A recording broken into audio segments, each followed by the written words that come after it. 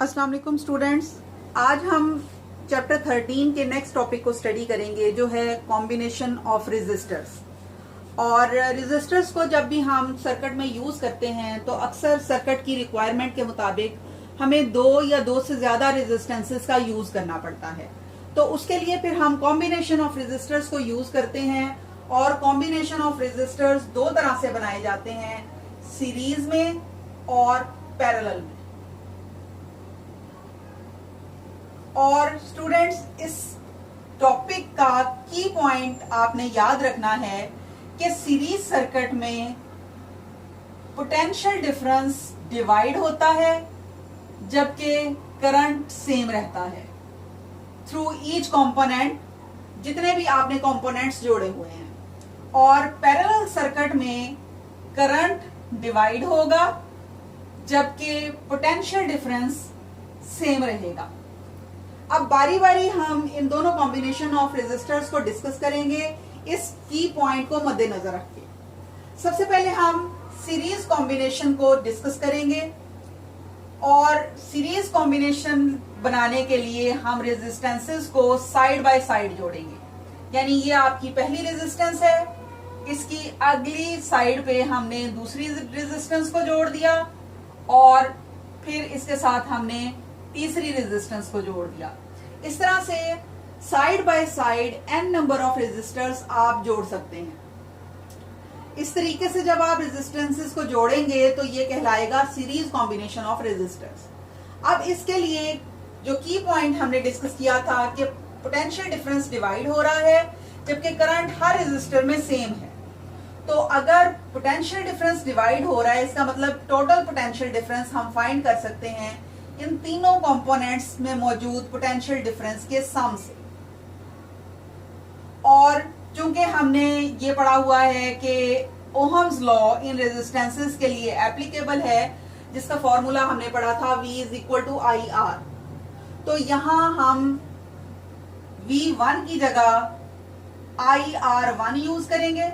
अब यहां हम करंट के साथ 1 2 3 वाला सफिक्स नहीं ले रहे क्योंकि करंट सब में सेम है, तो इसलिए हम एक ही करंट I को यूज करेंगे।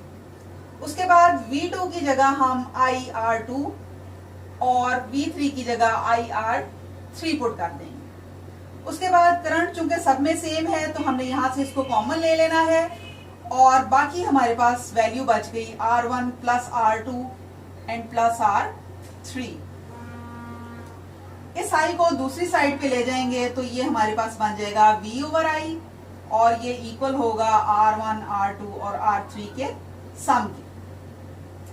अब इस फॉर्मूले पे आपने वापस आ जाना है और यहां से V/I जब आप कैलकुलेट करेंगे तो वो इक्वल होगा रेजिस्टेंस के। और यहां जब आप रेजिस्टेंस को पुट करेंगे तो ये कहलाएगी इक्विवेलेंट रेजिस्टेंस।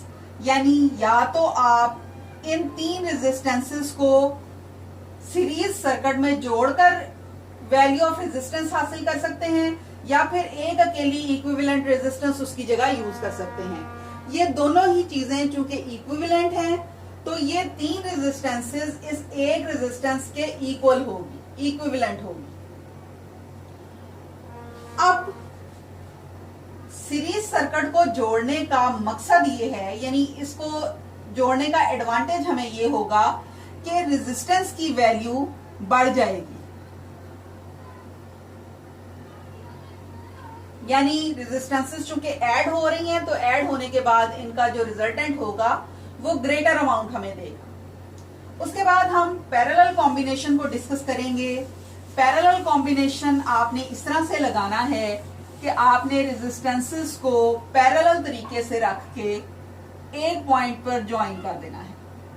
जैसे कि हमने यहाँ पर तीन रेजिस्टेंसेस जो हैं ये कंसिडर की हैं, R1 R2 एंड R3, और इसको हमने इस पॉइंट पर तीनों को मिला दिया है।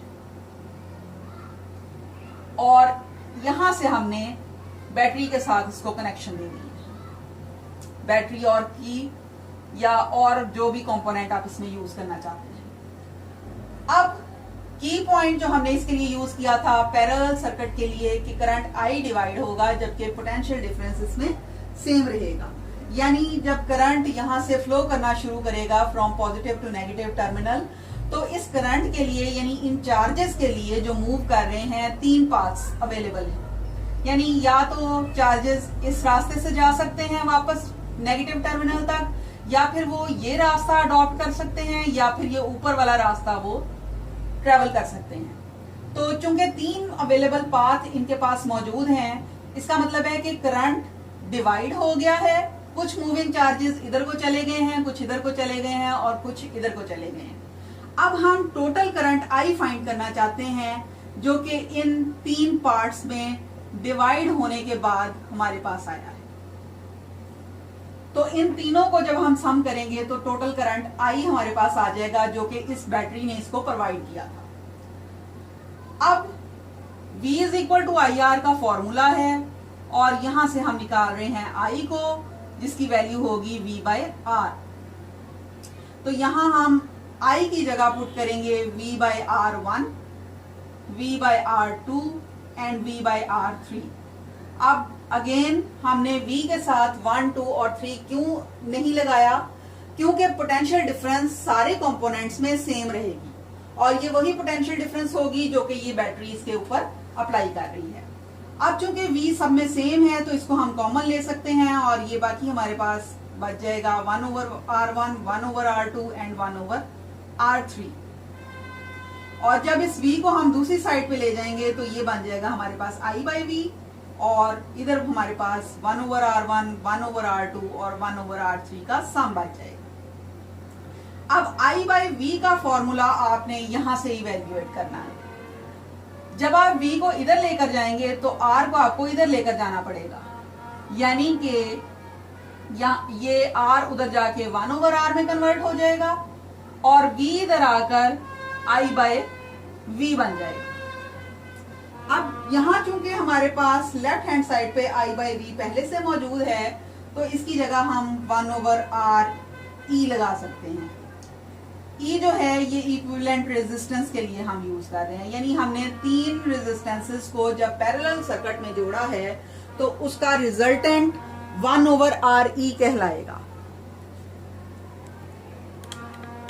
अब इस सर्किट को लगाने का हमें फायदा ये है कि हम करंट को लिमिटेड कर रहे हैं, यानी करंट को हम 3 पाथ प्रोवाइड कर रहे हैं, लेकिन रेजिस्टेंस इसमें कम हो रही है।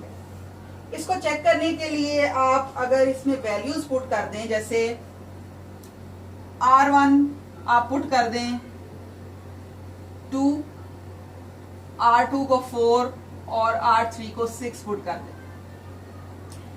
इन तीनों का आप एलसीएम लेंगे 2, 4 और 6 का, तो ये इक्वल आएगा आपके पास 12 के।